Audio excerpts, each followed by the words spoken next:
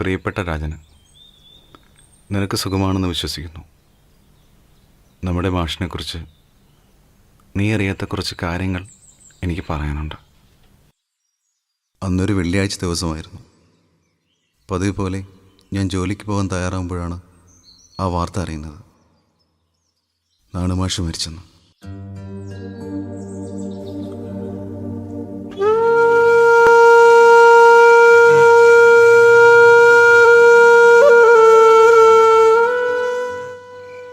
അതെനിക്ക് വിശ്വസിക്കുന്നതിലപ്പുറമായിരുന്നു. കാരണം എൻ്റെ ജീവിതത്തിൽ ഒരുപാട് സഹായിച്ച വ്യക്തിയായിരുന്നു നാണുമാഷ്. വളരെ ചെറുപ്പത്തിൽ തന്നെ അച്ഛനെയും അമ്മയും നഷ്ടപ്പെട്ടു എനിക്ക്. നിനക്കറിയാമല്ലോ, അമ്മാവൻ്റെ അമ്മായിയുടെയും തണലിൽ ജീവിക്കേണ്ടി വന്നവനാണ് ഞാൻ. ആ സമയത്ത് കുറ്റപ്പെടുത്തലിൻ്റെയും പീഡനങ്ങളുടെയും ഒറ്റപ്പെടുത്തലിൻ്റെയും കാലമായിരുന്നു. ഒരു സമയത്ത് സ്കൂൾ ജീവിതം നഷ്ടമാകും എന്ന അവസ്ഥയായിരുന്നു എനിക്ക്.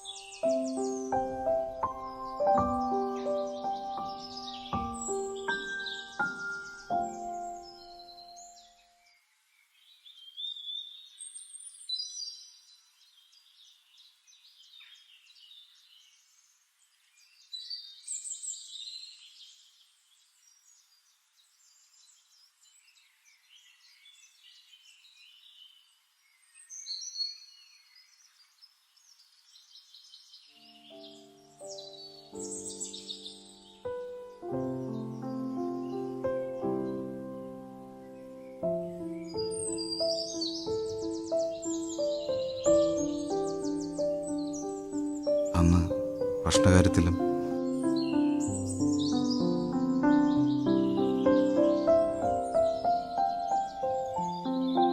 പഠനോപകരണങ്ങളുടെ കാര്യത്തിലും എന്നെ സഹായിച്ച വ്യക്തിയാണ് നാണുമാഷ്.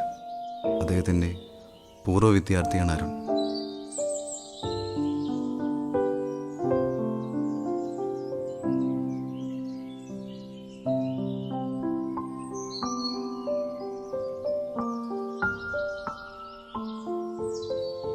അരുണാണ് എനിക്ക് ആ ജോലി വാങ്ങിത്തന്നത്.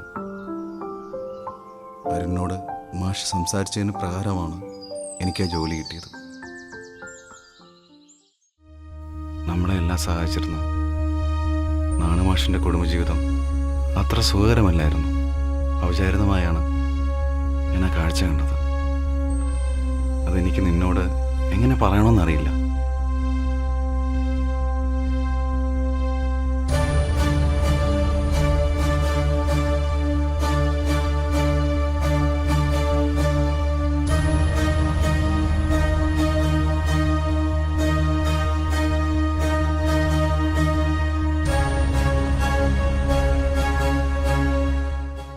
രാവിലെ ശിവക്ഷേത്രത്തിൽ പോയി മടങ്ങുമ്പോൾ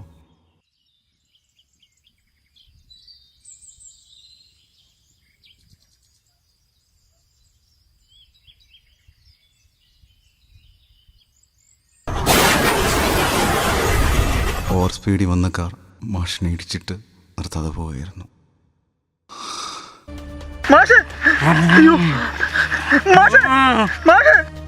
ഈ വിവരം വിനോദാണ് എന്നെ വിളിച്ചു പറഞ്ഞത്.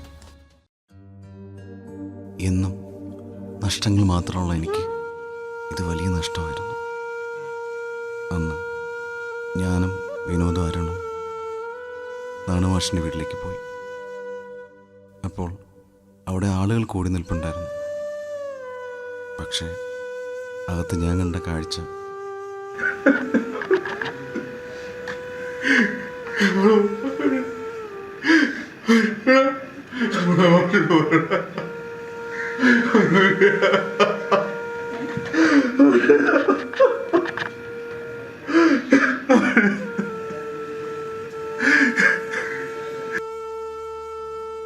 രണ്ടാൺമക്കൾ ദൂരെ മാറിയെന്ന് എന്തോ സംസാരിക്കുന്നുണ്ട്. ഞാൻ കരുതി അദ്ദേഹത്തിൻ്റെ മരണകാരണത്തെ പറ്റിയാണെന്ന്. അതറിയാൻ വേണ്ടി ഞങ്ങൾ അടുത്തേക്ക് ചെന്നു. അപ്പോഴാണ് ആ സത്യം മനസ്സിലായത്.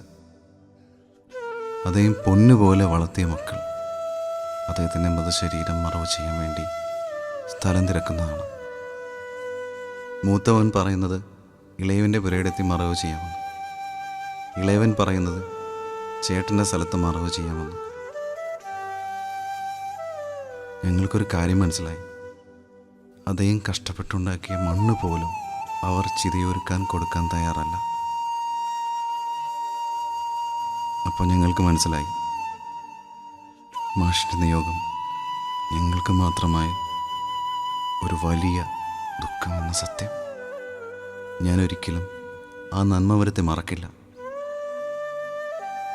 വേദനയോടെ കത്ത് ചുരുക്കുന്നു എന്ന് സ്വന്തം കിരൺ. ആ പാദങ്ങളിൽ മനസ്സാൽ നമസ്കരിച്ച് എൻ്റെ എല്ലാ തുടക്കവും എന്നും